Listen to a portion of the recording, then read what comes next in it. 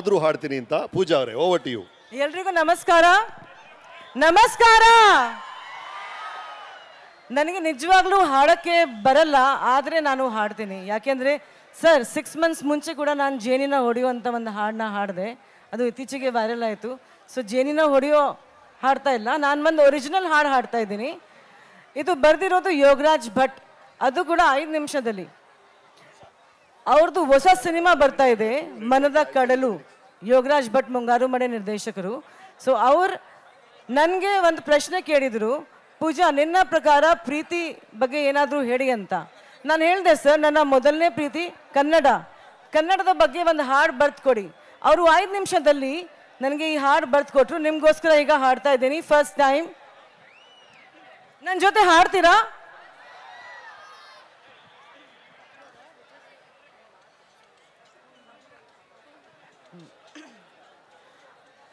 ಓಯ್ ಮೂದೇವಿ ಕಲಿಯೋ ಕನ್ನಡ, ಓಯ್ ಮೂದೇವಿ ಕಲಿಯೋ ಕನ್ನಡ.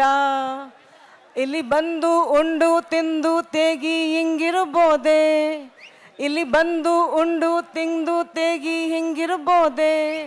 ನಮಗಲ್ದಿದ್ರು ನಾಡಿಗೆ ನೀಡು ನಿಂತು ಈ ಮರ್ಯಾದೆ, ನಮಗಲ್ದಿದ್ರು ನಾಡಿಗೆ ನೀಡು ನಿಂತು ನೀ ಮರ್ಯಾದೆ. ಕರ್ನಾಟಕದ ಭಾಷೆ ಕನ್ನಡ, ಇದು ನೆನಪಿದ್ರೆ ಬೇರೇನು ಬೇಡ. ಎಲ್ಲಿಂದಾನೋ ಬರ್ತೀರಿ ಸಾಯೋ ಗಂಟ ಇರ್ತೀರಿ, ಎಲ್ಲಿಂದಾನೋ ಬರ್ತೀರಿ ಸಾಯೋ ಗಂಟ ಇರ್ತೀರಿ.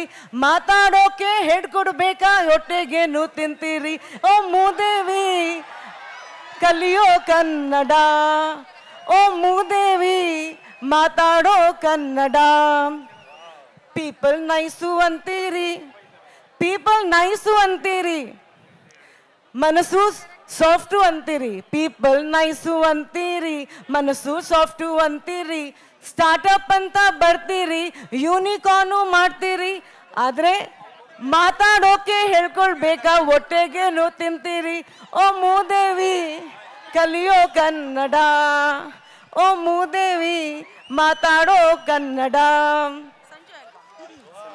ಕಲ್ತ್ರೆ ನಿಮಗೆ ಶರಣೂರಿ, ಕಲ್ತ್ರೆ ನಿಮಗೆ ಶರಣೂರಿ, ಭಾಷೆ ನಮಗೆ ದೇವರೂರಿ.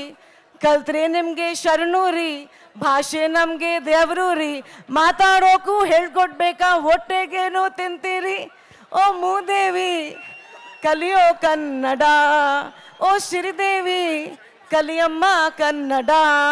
ಓ ಮೂದೇವಿ ಕನ್ನಡ ಕಲೀರಿ.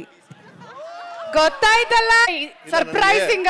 ಇಲ್ಲ ಆಶ್ಚರ್ಯ ಆಗುತ್ತೆ. ಈ ಹುಡುಗಿ ಮೊದಲು ಬಂದಾಗ ಕನ್ನಡ ಚಿತ್ರ ನೋಡಿದ್ರೆ ಸಬ್ ಟೈಟ್ಲ್ ಇಲ್ಲದೆ ಇವ್ಳಿಗೆ ಅರ್ಥ ಆಗ್ತಿರ್ಲಿಲ್ಲ.